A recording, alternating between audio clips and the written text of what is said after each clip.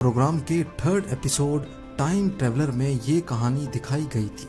सर्गी पोनोमरिंको की डॉक्टर के साथ सीसीटीवी वीडियो में एक बहुत बड़ा लूप होल निकल कर सामने आया।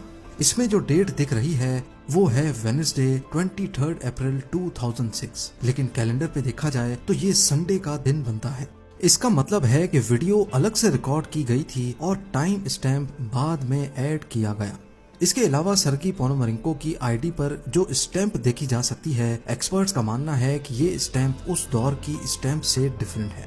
और आखिर में कीव सिटी की 2050 की फोटो, जिसमें पीछे बिल्डिंग्स तो बहुत सारी दिख रही हैं, लेकिन अगर गौर से देखा जाए तो इसमें काफी बिल्डिंग्स एक जैसी हैं, जिसका मतलब है कि ये इमेज फोटोशॉप किया हुआ है। इस इंसिडेंट से मुतालिक जो भी पुलिस इन्वेस्टिगेशन दिखाई गई, इनका रिकॉर्ड कहीं पर भी मौजूद नहीं है।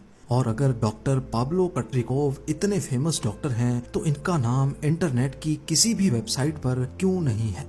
बेशक ये स्टोरी बहुत वेल प्लान थी, लेकिन इंटरनेट यूजर्स का मानना है कि ये सिर्फ शो की रेटिंग के लिए बनाई गई थी। टाइम ट्रेवल के टॉपिक में कंफ्यूजन तब पैदा होती है जब हम सोचने लगे कि अगर फ्यूचर में टाइम ट्रेवल किया जा सकता है तो पास्ट में भी किया जा सकता होगा। इस कॉन्सेप्ट को भी काफी सारी साइंस फिक्शन मूवीज में दिखाया गया है, लेकिन साइंटिफिक कम्युनिटी का मानना है कि ऐसा करना पॉसिबल नहीं है, क्योंकि ये जन्म देता है पैराडॉक्स को।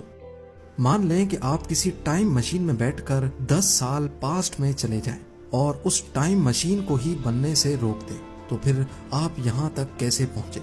इस सिचुएशन को टाइम ट्रेवल पैराडॉक्स कहा जाता है। 2009 में स्टीफन हॉकिंग ने एक पार्टी अरेंज की जिसमें वो अकेले मौजूद थे।